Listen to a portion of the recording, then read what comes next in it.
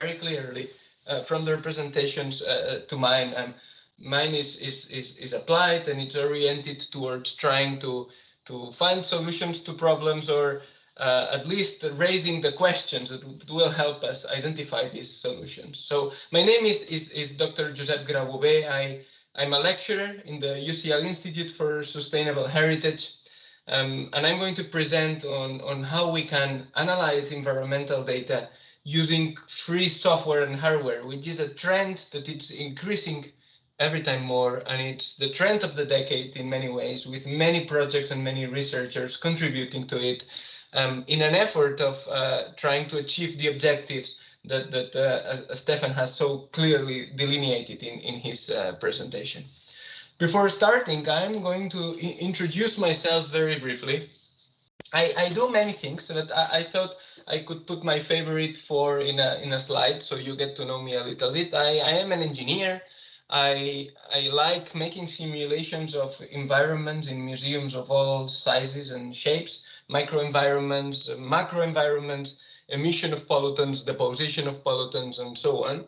I'm also interested in citizen science. This image corresponds to a project by one of my PhD students, Rosie Brigham, where she invited visitors to outdoor sites in Scotland to take pictures, and then we are analyzing quantitatively these images and qualitatively sometimes as well in order to obtain actionable information for preservation managers. I'm very interested in public engagement, speaking with the public, speaking with visitors, understanding how they perceive heritage and the work we do. And you will see that this informs a little bit the angle where I'm coming from today.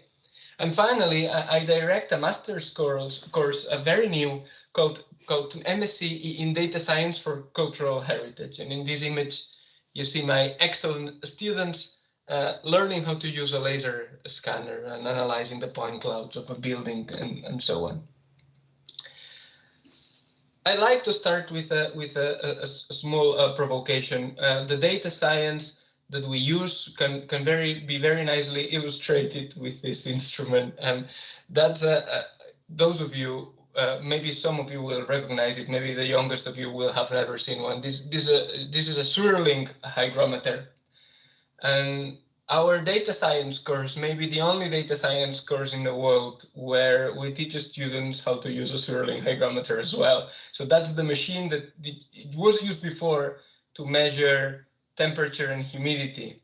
And it's maybe still more precise than some electronic instruments. The only thing you need is two thermometers. One is wet and the other one is dry. When you swirl it, the wet one dries. So you get two temperatures. And these two temperatures are sufficient in this thermodynamic system to obtain all the variables you need, the dew point, the absolute humidity, the relative humidity, and so on. Very precise, very interesting little instrument.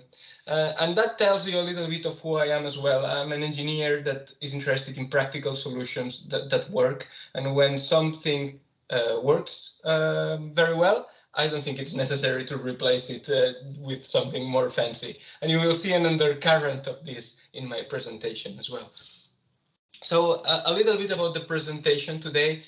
Two main blocks. In part one, I'm going to talk about the current trends in free and open source tools to analyze environmental data. Obviously, a lot of it is temperature and humidity data, which as we've learned today, it's related to many degradation processes, and it's also related to the energy efficiency of buildings and so on, but also a little bit about dust, pollutants, and light. There are also tools for this. And then in part two, I'm going to move on to new ideas on low cost and free monitoring devices, including devices or techniques that involve crowdsourcing, which is one of my interests. This is an area which is currently being developed, so I have more question marks than solid things. Can we use it for dust? Can we use these devices for VOCs, for corrosion, to measure area coverage? Many questions. So let's begin with part one. We are in the decade of cloud data analysis, and instead than illustrating this fact with a picture of a nice cloud server in Amazon with blinking lights and fans, I've decided to illustrate it with a type of calculators that you may be familiar with, the calorie calculators to help people with diets. And I think they are an interesting subset of online calculations that happen in the cloud in our browsers. And they have many interesting features that are not very different from the challenges that we experiment in heritage. I'm sure many of you have used these kind of things before, so they have many uses. Before I get into the uses, have a look at the plot at the top. This shows the volume of searches in Google for calorie calculations. You can see that there's a clear increasing trend. You can see a seasonal pattern as well. People is very interested in counting calories when the year starts. Then there's interest goes down and goes up again every year when things get warm and people start with the beach body projects and so on. So it's becoming more popular. It's interesting to study their functionality a little bit. Some of them are based on diet. So you give a desired weight that you want to have in certain months, and then it gives you which calorie deficit you need to have in your diet. Some of them are based on exercise, so you give it the number of exercise you do each number of days a week, and it gives you how many calories you're burning and how many you should burn if you want to lose weight and so on. But all of them solve the same basic equations. There are not so many papers that have produced correlations between these parameters, food intake and energy expenditure and so on. There's only a handful of those papers and international accepted ways to calculate this. And these hundreds or maybe thousands of calculations in line are all based on the same handful of equations. However, there's an infinite way of presenting the solution of these equations to the public. These apps exist in the frontier between equations that doctors know and the need to inform decisions over our own life choices. So they exist in this interface. They translate equations for the masses. And this is a very complicated interface to exist in. It's an interface that makes for endless debates. And that's why there are so many shapes and forms of this type of calculations. We have exactly the same problem in preventive conservation, with the only exception that instead than thousands of possible different ways to calculate things, there are only we can count with the fingers of our hands how many apps there are out there, even though the number is continuously increasing. And that brings me to the main challenge that is going to appear throughout my presentation today. It is that there are no purely technical problems in preventive conservation. If there were many, engineers like myself and scientists would be solving them all the time. The problem is that problems are not purely technical. Most of problems have a human element, and this often involves decision making. And that makes solving the problems we have outlined this morning really, really hard, because we need to understand decision making systems. And when we create a solution, we are proposing it in a decision making framework. So we need to interact with it. All right, that's a challenge. You will see later why this is very important. Let's begin with a typology of what kinds of heritage calculators, let's say, or open tools for heritage calculations are there.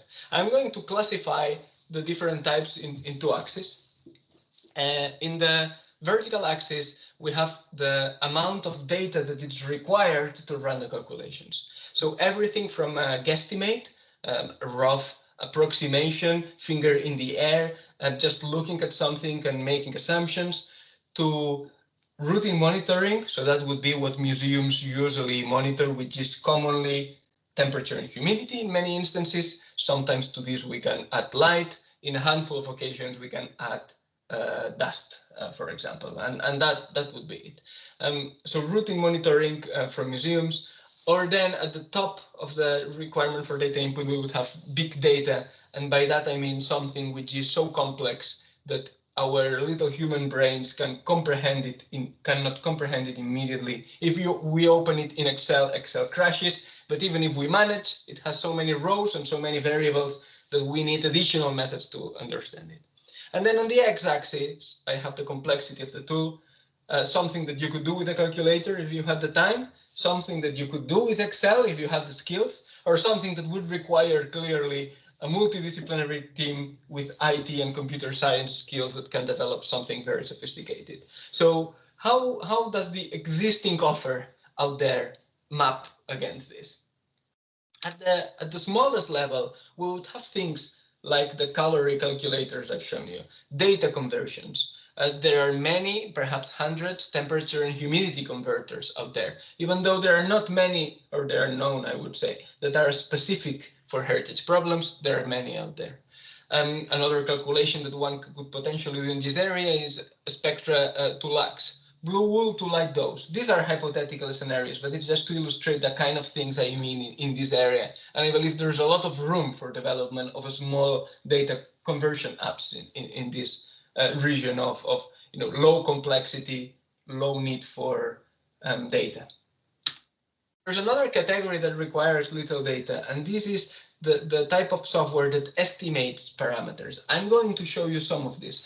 This type of software is useful when there's a value that it's sought after, for example, air exchange rate, internal concentrations of pollutants, deposition rates of dust, but the science required to measure it exactly, it's too complicated. So there's room to create a software that takes as an input simple visual information about a space, about an enclosure, about a museum, and outputs this desirable parameter. And I'm going to show a couple of examples of how this works.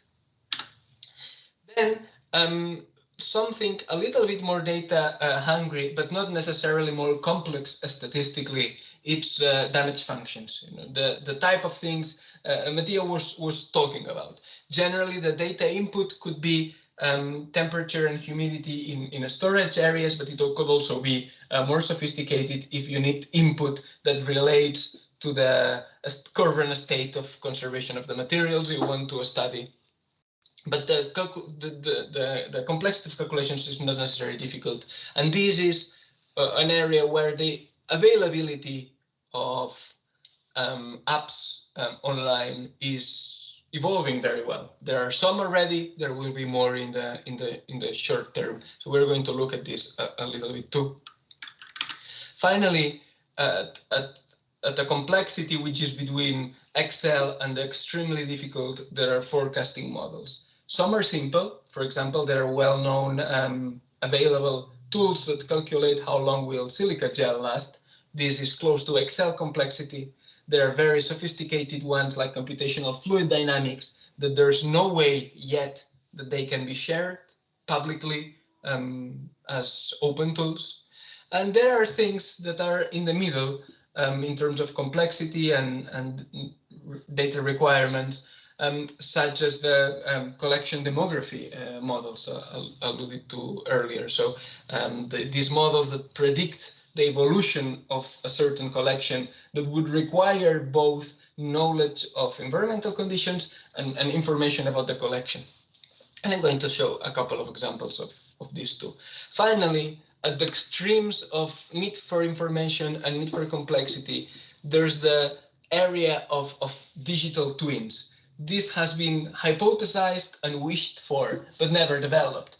Perhaps we are closest in the area of buildings rather than the area of objects and artifacts and collections. But in the area of buildings, people speak about building information modeling, this idea that you can reproduce a building with all its complexity in an online 3D model, that it contains all the relevant information for conservation, and that you can simulate what would happen to this building in hypothetical scenarios on the cloud or on the virtual model before you do anything to the real building. So this ambition exists. It's strong in the built environment because it's led by developments in the building industry, but it only exists as an ambition in the realm of collections and so on. So with this mapping of the existing techniques, one could easily create a narrative that says we are going every time for more, for bigger, and for better models.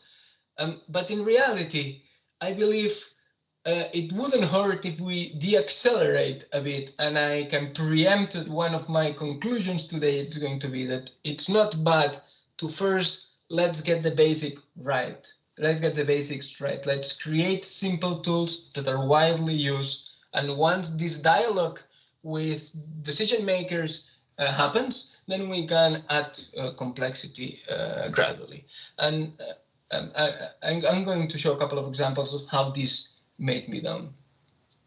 So why is now the right time? Not only because calorie calculators are becoming popular, but this is a symptom. No, it's the right time for a series of reasons. First, there's the alignment of objective of many key projects, starting by E-RIHS that can place infrastructure in the hands of lots of researchers, and IPERION, which has development of apps within its objectives, within DigiLab and others. And other EU-funded projects like Apache, which is a project where I participate, that has as one of the objectives to create a tool that helps people decide the design of good enclosures and boxes. More about this later as well. Other reasons why now is the right time. There's an increasing overlap between conservation and programming skills. Who doesn't know any programming for sure wants to learn more. There's the group of people who don't know any programming and don't wish they knew more. It's every time smaller. And the overlap between these two skills, it's increasing, and there's many people pushing for this to be so. Our course, for example, but many others in many institutions, both academic and in the heritage sector. And finally, cloud computing, it's now so mainstream. We are so used to it. We are all the time using it, even when we don't know we are using it, that it's clear that now our capacity to do calculations has become totally independent to the quality of our computers. And that's very helpful in the sector in particular, because given the importance of the heritage sector in these developments and the fact that very often it's difficult to, let's say, install software in museum computers and so on. It's great that now we can conduct many of these calculations purely online. So these are the 4 reasons that are making this the right time for these things. I'm going to start with some examples of the things that work very well right now, and then we are going to get progressively more into future developments and wish lists. Let's start with perhaps the most solid example of an app right out there now that offers the typical functionality of inputting temperature and humidity data and extracting from it as much value for decision makers as possible. That's one of the ways these kind of apps can be created. So you input some data and you turn this data into as many valuable insights as you can. And perhaps HERI, developed by our colleagues in Krakow, Lukasz Brates and others, is a good example of it. It started with predictions of mechanical damage due to temperature and humidity fluctuations, and it is now branching out to other types of predictions. This is the core element of it, however. I'm going to show a couple of other examples based on the work of colleagues, because I wouldn't like by all means claim or give the impression that my work in this area exists in a vacuum. There's a lot of people working in these kinds of things, and HERI is an excellent example of it. Another very famous example is the light damage calculator from the Canadian Conservation Institute, where you input the kind of pigment that you're concerned about and some details about the light. If you have a look at it, you will see that you can either input a lux hour value or number of flashes and so on, and your guidelines, and then it predicts how much it's going to change, and it indicates this graphically. This tool is extremely well documented, and I believe it is an example of how well documented these tools could be, in the sense that all the logic behind it's explained well in the website where it sits. It's also open source, so they are open for others to work on these calculations further. So it's exemplary in many ways. I'm going to show you a couple of the ones we develop in this vein. So the impact tool, let me see if I can demonstrate it well. The impact tool is one of those. The impact tool calculates, estimates indoor concentration of pollutants. It generated on a research project carried some years ago, and that the equations developed in this research project, we now have used them to revive this tool and improve it slightly. So the way it works is that it produces an estimation of indoor concentration of a pollutant when you don't have a way to directly measure it. It helps, it's useful for people who has access to some measure of outdoor concentration, for example, from a public authority. So if you know someone is measuring concentration outside, it's the best possible application of this. It works for NO2, SO2, and ozone. And its main principle is that it first predicts how much of these pollutants is depositing on surfaces. So you need to define every wall that you have, which area and which material, your temperature and your humidity, and it will predict where this is depositing. So in this case, 65% of NO2 is depositing on walls, and then it predicts the indoor concentration given an outdoor concentration in any unit. So that's an example of a tool that doesn't claim to take any decisions for you. It simply gives you an estimation of a parameter that you are interested in. And if I had to continue improving it, something that it lacks, and I'm going to insist a lot in this later, is that it doesn't have a good measurement of the uncertainty. I'm providing a single line for indoor-outdoor ratio and no plus minus. And I would say this is the biggest homework that we have to do in this area if we want these apps to be successful. We need to be serious about the communication of uncertainty. I'm going to show you another one with a different type of functionality. So this is an open psychometric chart. As you know, the psychometric chart, it's the type of plot that it's most used in the analysis of temperature and humidity data, and when you want to compare it with the absolute data. It works through data upload, so you need to get the data set on it first. I'm going to attempt a live demonstration knowing the challenges. Okay, you upload the data set, you optimize. There are several options for the separator to make sure it is reading it well, and once it is read, you can plot the data in a psychometric chart. Yes, exactly. So this is not rocket science. It is very simple to do. But it's a task that even in Excel, it would take a very advanced Excel user in order to be able to do the curved lines of humidity of a psychometric chart. There's no common software that will do this for you. So there is a space to generate this tool that then anyone working in preventive conservation can use to visualize the data in this manner. Many of the guidelines that Stefan was referring to are here. One can compare this data with well-known guidelines and evaluate how many points are outside of bounds and so on.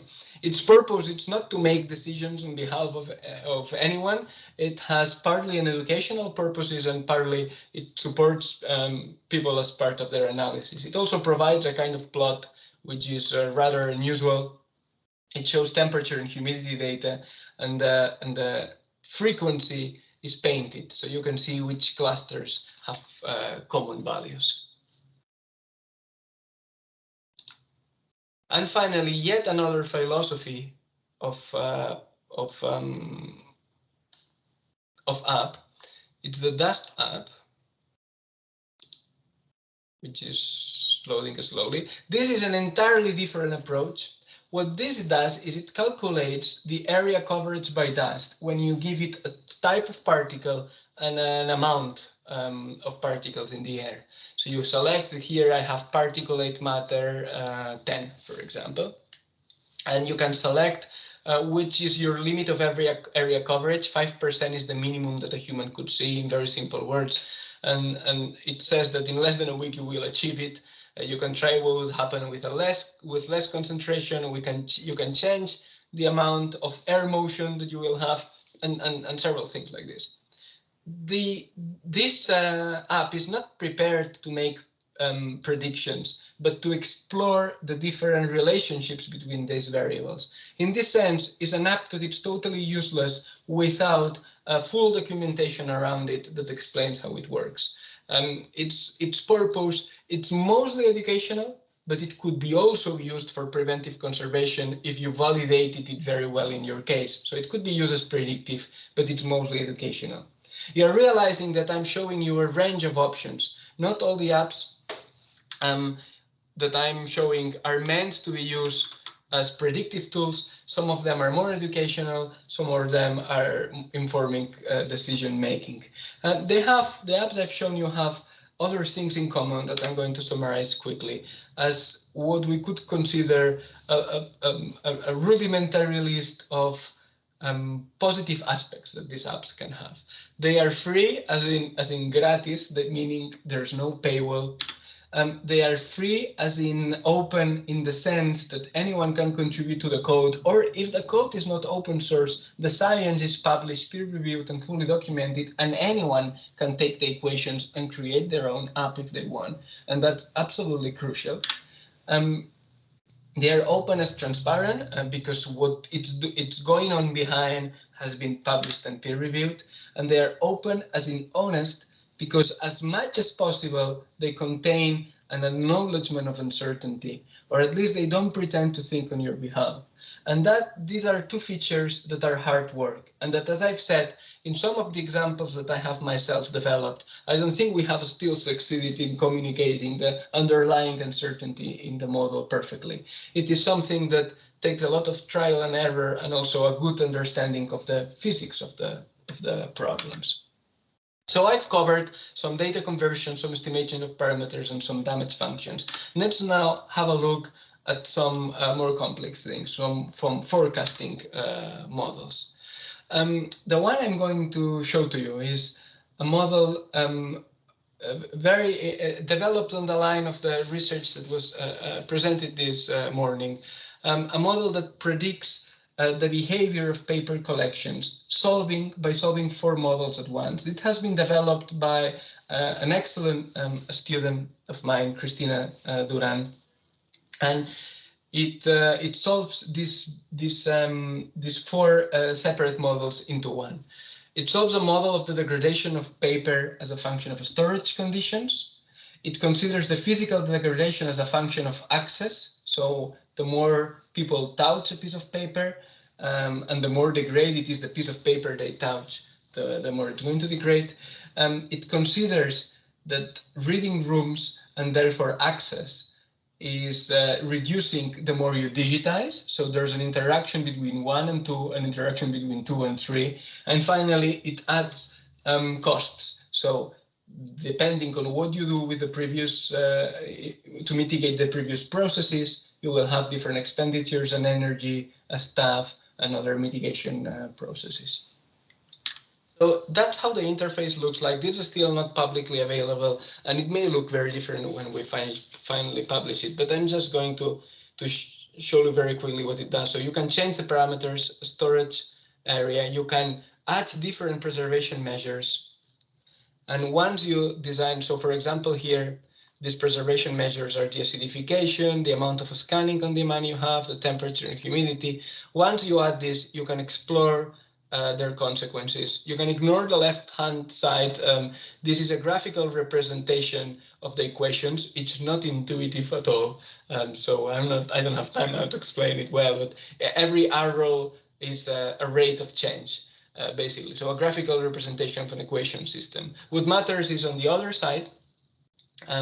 This shows how the chemical condition, the wear and tear, and the amount of digital available elements of the collection evolve, and also the real associated costs.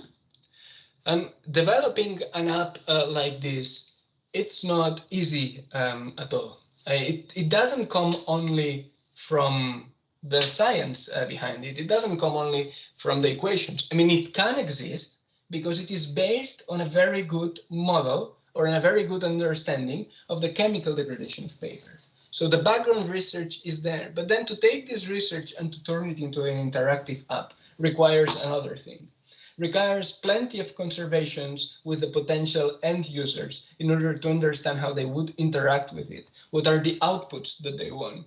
We were very fortunate that Christina, the PhD student who developed this, is herself a paper conservator working on an archive. So she understands very well how to communicate with the potential users and so on.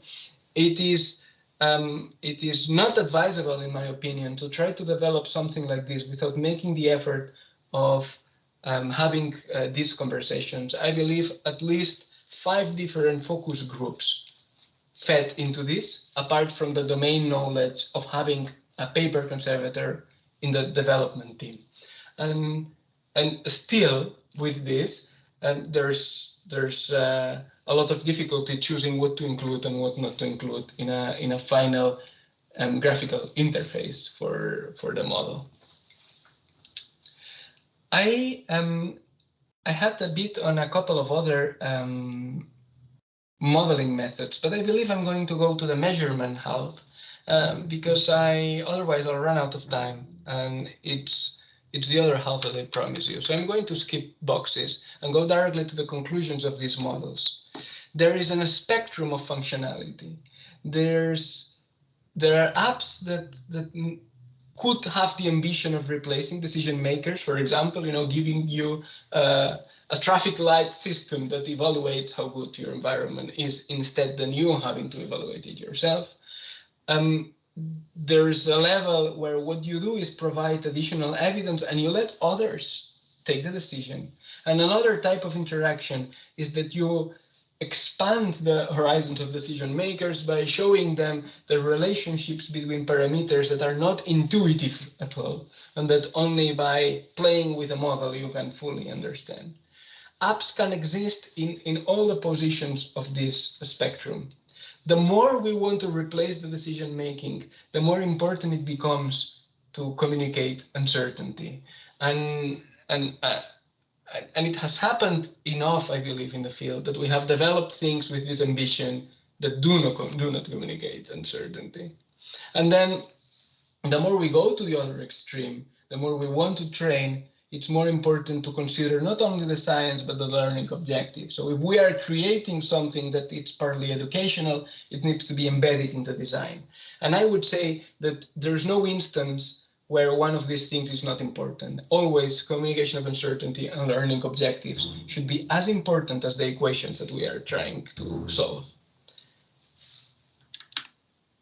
Now let's look at, I've discussed open, free, open source tools. Now let's go for, let's discuss briefly about open hardware and things that we could use in museums straight away. When I was preparing this presentation, I placed a lot of emphasis on some work that we are doing recently with Arduino sensors, specifically a new board, maybe new, it may be 2 years old now, but it's relatively new, called the NKR, which is very small, 5 centimeters, and it contains, it's the first time they embed directly sensors for light, temperature, and humidity, and they are quite good. I mean, they are not worse than anything that you could find commercially. So we have been preparing them to work with Bluetooth several sensors to a central node with very small battery consumption and then upload this data to the cloud. But the fact is, first, this is explained better than what I could in online tutorials. We are preparing our own tutorial, by the way, that we couldn't finish before this, but it will be shared online. It's explained very well on online tutorials, but secondly, every year there are like 5 publications with a similar scope, developing the final open source Arduino-based sensor seems to be a common sport in heritage science. And if not all of these 2,000 results in Google Scholar are for actually these papers, but a good chunk is. It's a technical problem that we are solving again and again. And every time the technology improves, we solve the technical problem again. However, I would like you to note that there's a discrepancy between the number of times we have solved this technical problem and the number of institutions, museums, and heritage sector institutions that actually use open hardware Arduino boards in their monitoring. I have not seen any. I've seen some, but it's always in the framework of a research project. It's not because they thought it's a better way to solve a problem.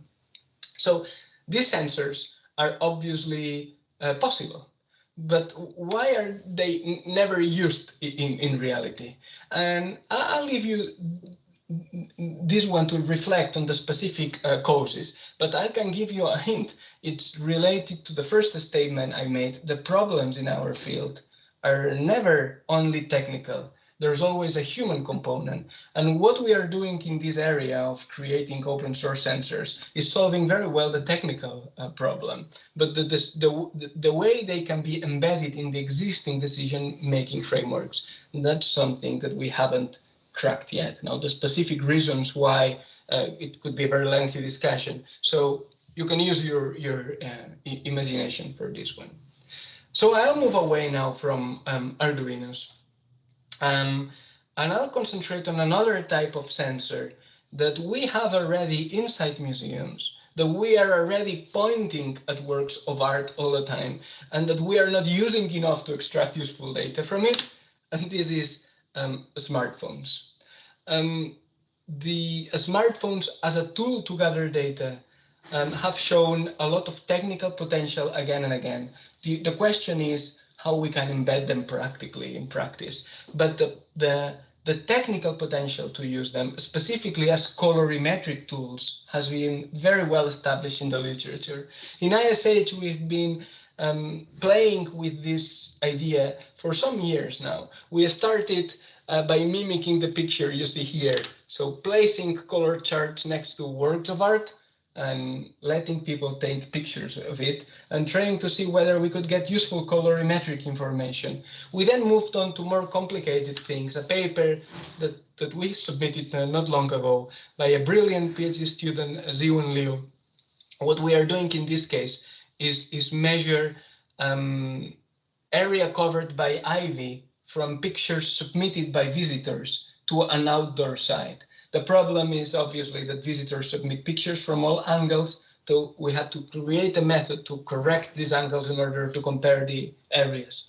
And it works, fascinating stuff. But for the next 5 minutes, I want to concentrate a bit on indoor on indoor environments, and specifically on the monitoring of indoor perimeters, and consider our preliminary research on whether this could happen. So there are two ways to go about the problem. First, when we know what we are measuring, we know a parameter we are interested in, and we use color change as a proxy. When in this case we have a calibration problem, then there are other instances where we can use images to predict states. Corroded, not corroded, failed, not failed, degraded, not degraded. In this case, we are doing a classification problem, and we're going towards the direction of computer vision. One of the earliest things we did is take a bunch of phones, and then have them take pictures of known colors, not in controlled conditions, in realistic conditions in a room, changing light sources and a wide range of phones, from iPhones to very cheap things. And we made correlation lines with different different color coordinates, the L, the A, the B. We published this in 2018. Recently, last year, this research was repeated by some colleagues in Spain. Their correlations are still better. Again, the technical problem could be solved better, but the message is clear. There is enough information within the images captured by phones to get colorimetric measurements with reasonable repeatability. And that has been shown not only in heritage, but in all sorts of fields. We visualized this information in a chart like this. That's a usual color chart used for imaging, but we used it as a visualization technique. Every number here indicates two things: the precision and the accuracy. So the number at the top always indicates how wide the distribution of values is. Sorry, the number at the bottom, the plus minus, and the other value indicates the distance from the true value. So with this chart in our hands, let's look at different colorimetric processes and see how well could we use this hypothetically, given this precision and uncertainty. One where we could use it very well is in the analysis of blue wool samplers. You know, blue wool is this piece of wool dyed with a very well defined dye that fades at a known rate. It has been published many times that the rate of fading corresponds to certain doses of light in kilolux hour. So how does our error with the measurement correspond with this? Could we take a picture of blue wool and measure the kilolux hour? The news are quite good. It would be possible, but at small changes that may be a concern in some places, our error is very large and it becomes very small from 6 delta E, which I'm no expert on light science, but it's not bad. Another area where this produces good results is in the range from black to white. This is very obvious in the case of coverage by sooty particles, which are black.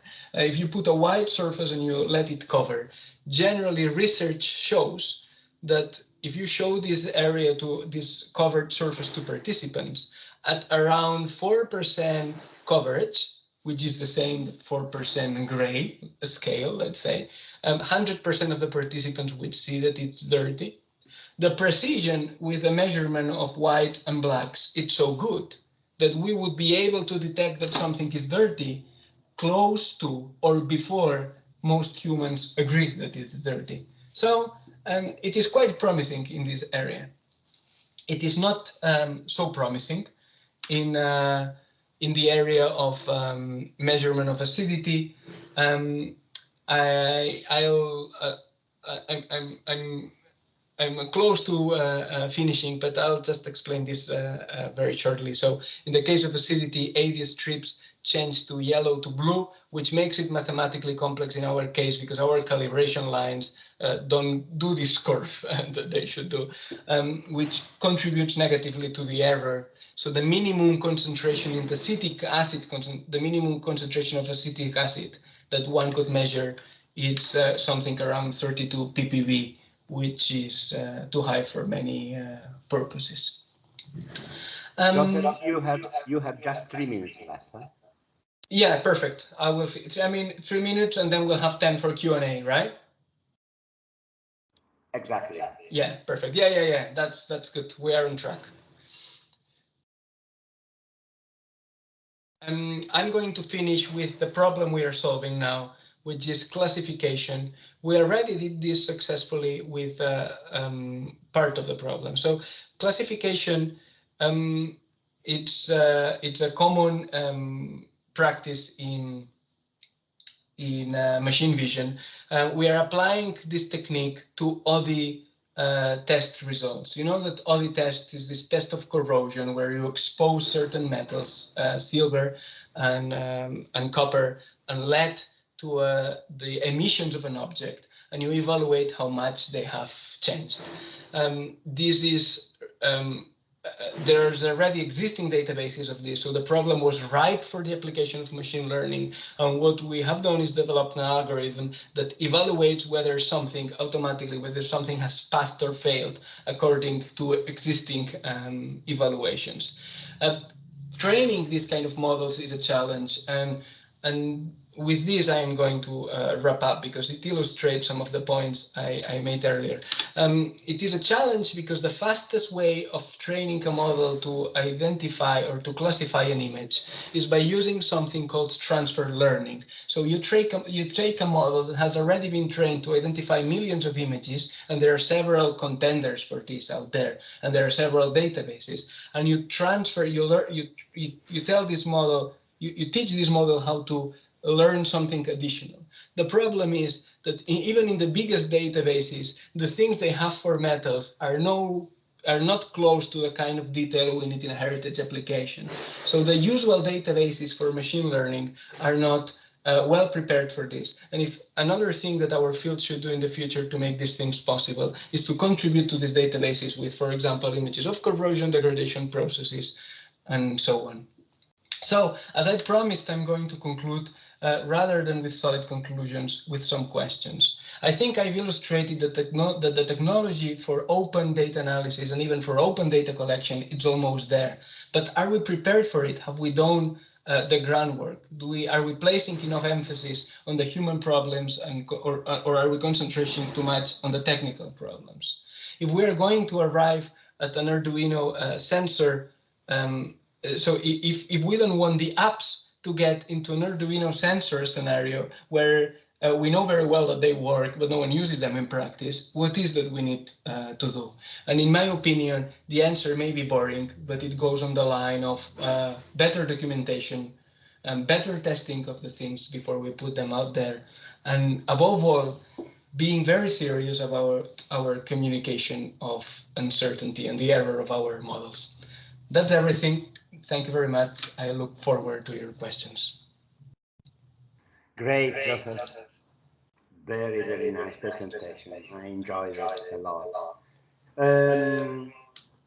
There is. Can you just remove your sharing, because I had a return voice in my earphone. Okay.